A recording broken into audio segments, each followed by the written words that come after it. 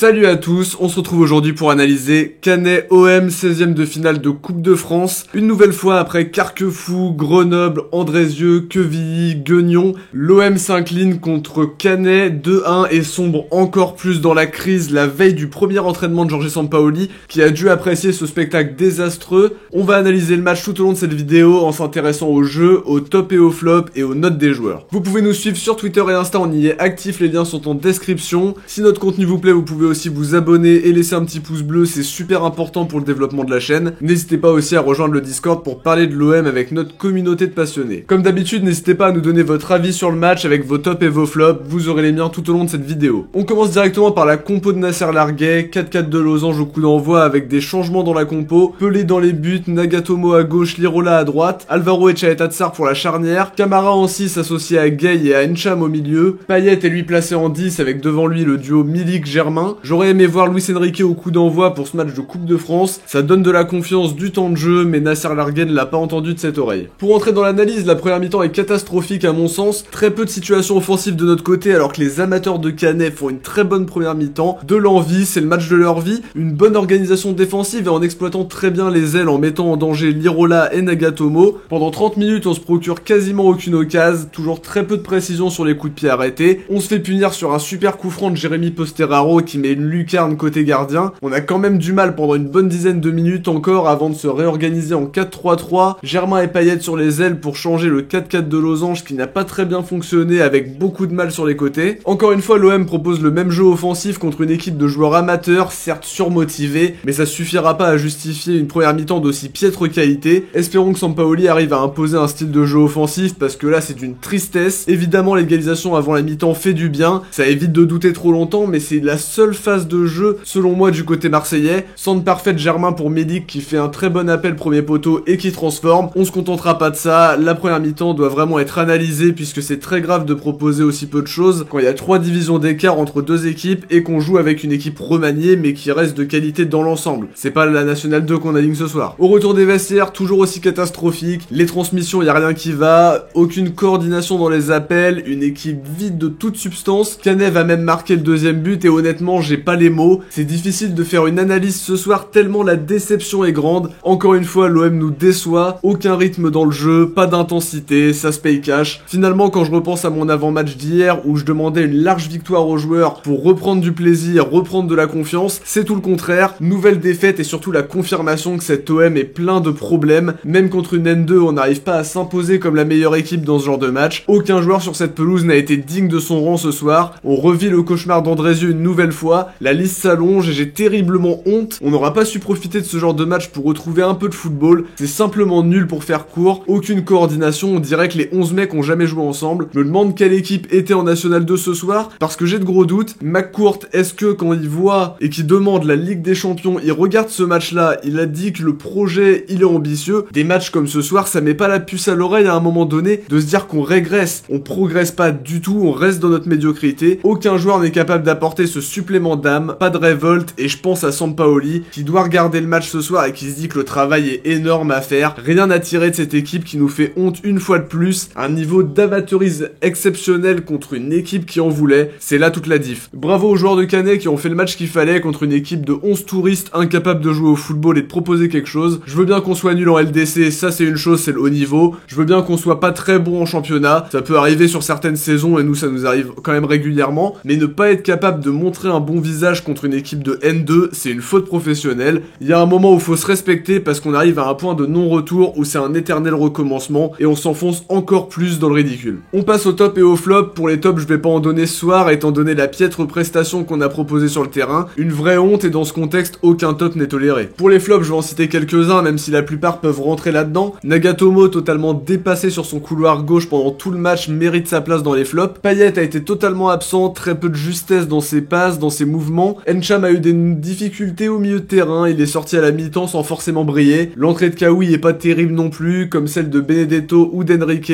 Larguet mérite aussi sa place dans les flops. J'ai pas compris l'entrée de Sakai et la sortie de Lirola alors qu'on fait match nul et que Lirola est offensif. Pareil pour la titularisation de Germain dans le 11 qui n'apporte pas vraiment de vitesse, ça nous a manqué la profondeur encore une fois. Un Luis Enrique aurait peut-être été un petit peu plus propice dans ces situations-là. Maintenant pour les notes, je vais donner un 4 appelé qui est trompé sur le coup franc du 1-0 1-0 et sur le 2-0 évidemment avec le duel loupé. À part ça, peu de choses à faire mais ça laisse quand même à désirer. 3 pour Nagatomo, tellement mis en difficulté sur son côté et très peu influent offensivement. 3 pour Lirola qui pouvait apporter de la vitesse mais il y avait trop peu de solutions et de mouvements. 5 pour Alvaro qui a fait un match sérieux dans ses interventions, sans lui l'addition aurait été plus lourde. 4 pour Chaeta Tsar, pas toujours rassurant et peu précis sur ses relances longues. 4 pour Gay qui a fait les efforts mais n'a pas pu changer la donne et prendre l'ascendant au milieu pour développer le jeu. 4 pour Camara qui a fait des montées, quelques percées mais qui n'a pas été à son niveau habituel. 2 pour Payet, peu de choses à dire sur lui, totalement absent et qui manque de justesse. 4 pour Germain, passeur décisif pour Milik, à part ça c'était trop juste. Et donc 5 pour Milik qui est un peu sorti du lot ce soir mais trop mal entouré à mon sens. Pour les remplaçants, pas de note pour Enrique et Perrin qui ont trop peu joué pour que je me prononce réellement. 3 pour Kawi qui n'a vraiment rien apporté, mis à part vraiment de la volonté d'aller chercher les ballons, d'avoir un abattage sur le terrain, mais à part ça c'est quand même pas terrible. 3 pour Benedetto, totalement inutile, et 4 pour Sakai qui est entré avec de bonnes intentions mais pas assez de tranchant. Avant de terminer cette vidéo, on va découvrir celui que vous avez élu comme Marseillais du match Lille-OM, c'est Boubacar Kamara qui l'a emporté avec 69%. Derrière lui on retrouve Mandanda avec 13%, à égalité avec Paul Lirola et ses 13% également. Le sondage pour CANEOM est disponible dans l'onglet communauté,